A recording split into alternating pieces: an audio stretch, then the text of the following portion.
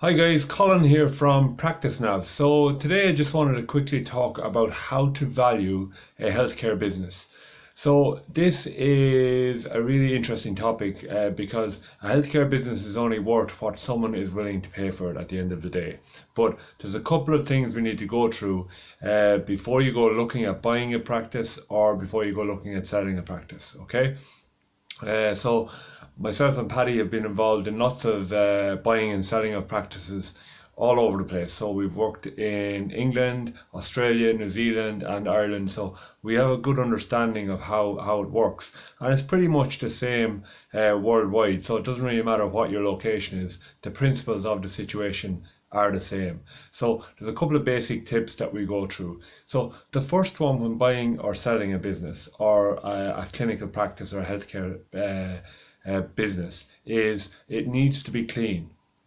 So what you'll find sometimes, and what I mean by clean is I'll explain, but what you find sometimes is a lot of sole practitioners or sole traders sometimes will run their business at a loss for a tax efficiency. Uh, we do not recommend that, and anything that's said here, you need to seek legal advice and also speak to your accountant. So just putting that out there before we go any further.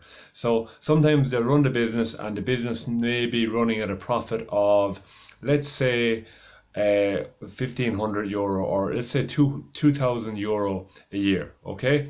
Now if you look at how people value a business, sometimes they'll do a valuation of a factor of 3 to 5 times the net profit over the last 3 years. So if you're doing that based on what the profit of 2,000, it's going to be 2 by 3, which will be your business will be worth 6,000. Now that is generally not the case, but if someone is coming in to buy a business, that's what they'll be looking at and going, well, you're only making a profit of 2,000. I'm not going to give you much more than 6,000 for your business. So if you're thinking of selling a business, the first thing to start looking at is having a chat with your accountant and making your business more profitable over the coming years, because people will look over that for a 3 year period. If you're thinking of buying a practice, then you need to look back over the last 3 years, see if it's profitable or if they're just running everything through their business. So gym memberships for their partners, running all their household expenses through their business, a lot of things like that. And that has an effect then on the final figure that you'll come to an agreement on as regards buying and selling. So that's the first thing. It needs to be clean from a business point of view.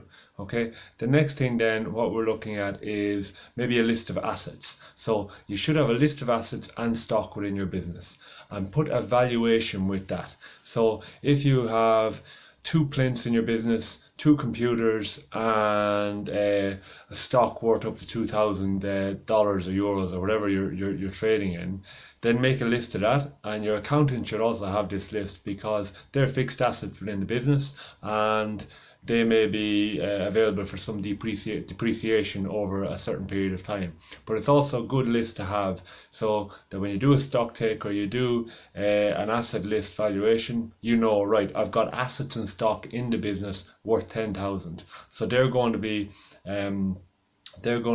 used to formulate a final figure for the buying or selling of your business. Okay, so make sure you have that and make sure it's active. So tomorrow or whenever you watch this or today, make a list. Yeah, it's very simple. You can do it on a spreadsheet.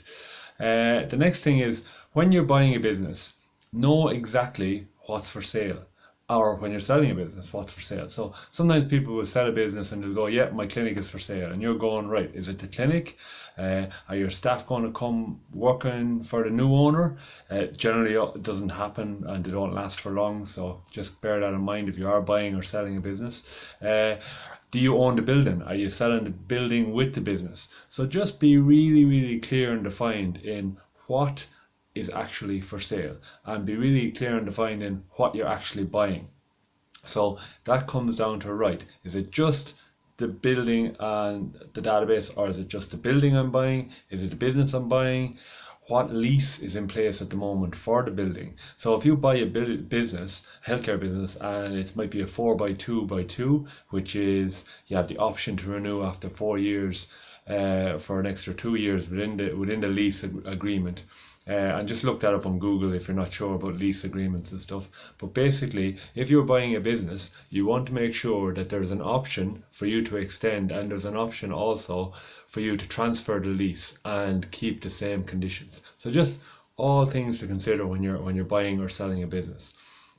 The next thing that we're looking at is, if I can remember, is database. Obviously, database is key, right? So there's no point in buying a business when you don't know what your database is. So if you're thinking of selling a business, have you access to your database within 5 minutes? Can you tell me that you've 1,237 people on your database? How many are active? Okay, there's no point in selling a database of 1,000 people and 200 of them have passed away. Okay, so, and the same when you're buying a business. If you're looking at buying a business, you need to check that the database is active and how active it is and what it's generating. Have you easy access to send out a MailChimp burst? So making sure that you have access to a good solid database. If you don't have any clinical software at the moment, I highly recommend that you start using a thing called MailChimp.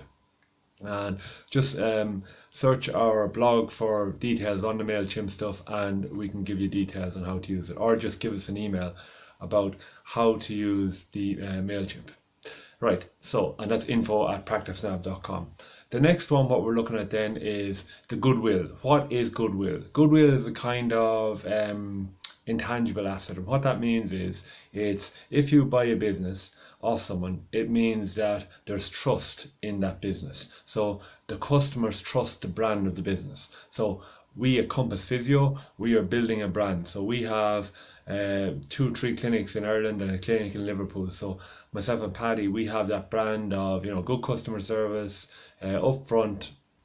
We focus on the cause of the problem rather than treating the symptom, and that's a brand. That's our belief system, and that's what our customers buy into. And we also have staff on board, so they buy into it as well.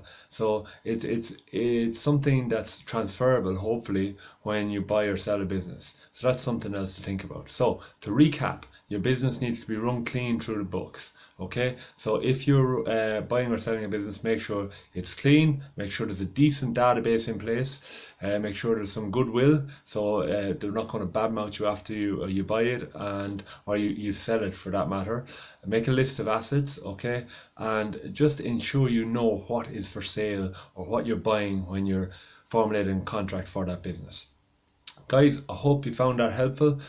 Colin at practicenav.com or Paddy at practicenav.com. Check out our blog, www.practicenav.com/blog, and we can go from there.